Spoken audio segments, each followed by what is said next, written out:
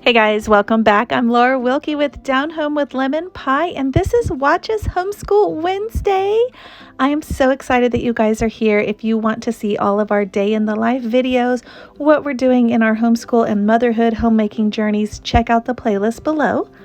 I am a Christian homeschool mama. I have 7 little ones, and this week hasn't been that exciting, I guess. I kind of struggled finding footage to show you guys because we really haven't done a whole lot of stuff outside of things that you've already seen recently. So one thing that we did do, though, is we finished our first book in our author study.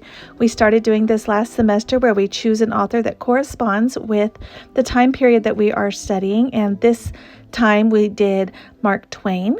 And we did our biography on him already. The kids are working on their journals while I am actually reading aloud to them from that version of Tom Sawyer that you saw right there. And we finished that book, like I said. So we are actually going to watch the movie tomorrow, and I'm super excited to share that with the kids. I haven't decided which version I'm going to go with because I did see a couple that were available on streaming services. But as you can see, I have all different ages. They're all participating in, at their level, just journaling something that I either read or about Mark Twain or about Tom Sawyer, and they're all doing great. So that is what's going on right here. I'll show you a couple of their journals here in just a minute so you can have an idea of how that works. Now, this is an abridged version that I'm reading to them, and I have a video where I talk about that. I'll link it below about why we do the abridged versions in our homeschool if you are curious about that.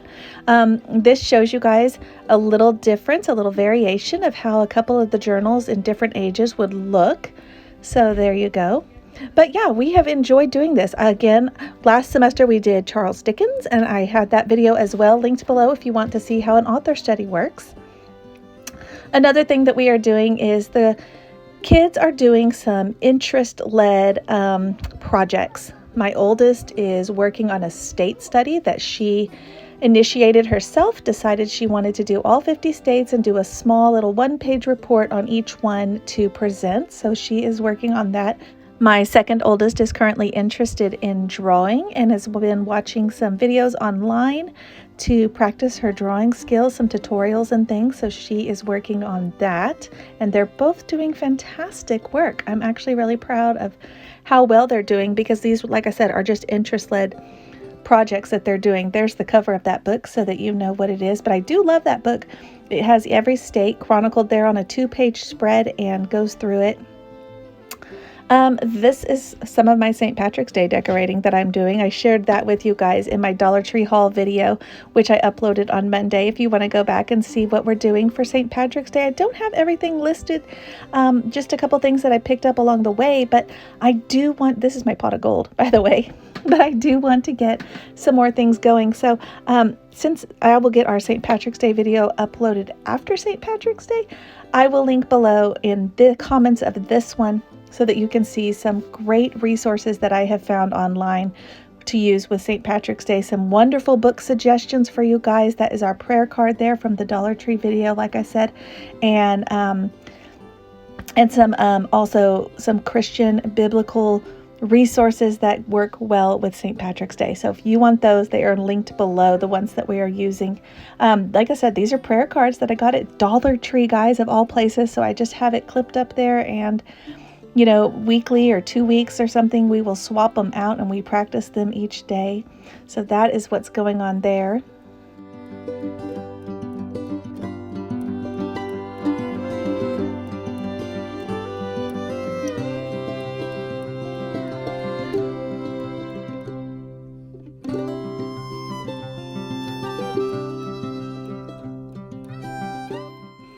Now, I don't know if you want to call this STEM, engineering, building, I don't know, logic skills, whatever you want to call it. The boys are working on some Lego builds for their projects. So many things in life are actually educational that we don't even realize. We just bypass them, especially things related to play. And we need to remember those are also educational and learning tools as well. So that is what the guys are working on right now. And my fourth child, he is my little first grader. He is working on some reading skills that he's got here. And this is the McGuffey primer copybook, I guess. I don't know even what you would call this. This was a free download, guys, that I got. I shared this in my curriculum video when I showed you guys what we were going to use for this semester, or for this school year rather, and this was on there. The link to it, I will link it below as well, so that if you want to utilize it as well. But I am so loving this. It's just enough work that it's not overwhelming. We just do one page, not even daily, guys. We are going extremely slow with the little guys on purpose. So we're not even doing this every single day. Not even, I mean, probably once or twice a week, if that. And, you know, that's all they need, guys. That's all they need. So I do like that it has the old-fashioned, I'll show you here in a few minutes when he's done, but I do like that it has the old-fashioned pictures there. These are the McGuffey primer from the late 1800s, early 1900s. I can't even remember right off the top of my head now, but these are like the good ones, the original ones that are not crazy and impure and all of that. They're actually really good, and I like the way they're done. So that is what he's working on here.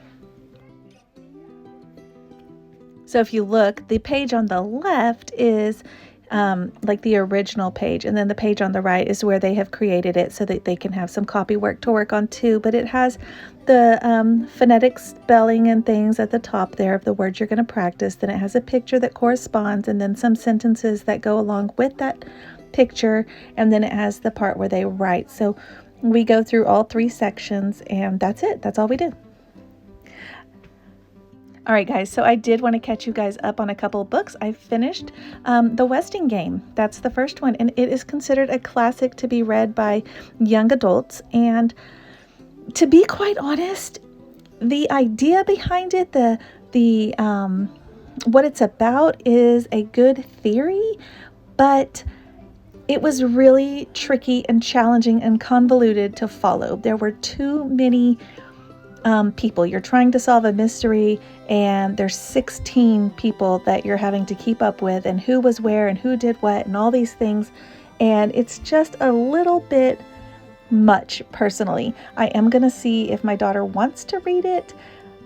I told her kind of what it was about, and she didn't really grab it. She actually grabbed this one, and this one, I will tell you, was fantastic.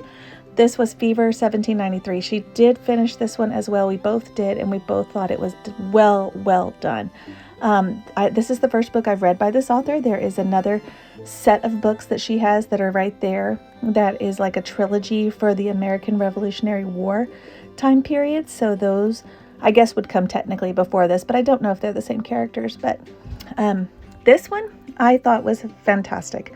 A little bit graphic in parts, but I feel like with an age-appropriate child, like my daughter is 12, and she had no problem with it. Now she does read above her grade level by far, and so she's familiar with content like that, but I thought it was fine for her as well. And we both thought it was so good. There was so much I learned about yellow fever that I had not known, things I hadn't even considered or thought about, and it was just really, really well done. The whole book takes place in just a few short months and follows a girl and her journey of what that experience was like. Now, this one I threw in here just to tell you guys that my daughter pulled it off the shelf. We're studying kind of this time period, and she told me it was incredibly boring. So she did not actually finish this. She read a few chapters from it and said, "Do I have to read this? It is so boring." So we may have to make this one a family read aloud. I don't know. She did ask if she could play the Oregon Trail game afterwards, so I'll throw that out there. But she did say it was kind of boring, so I'm going to shelf it for now. We may come back to it later. Well, thank you guys for watching. That kind of sums up our whole week. We haven't done much, like I said. I will see you guys on Friday.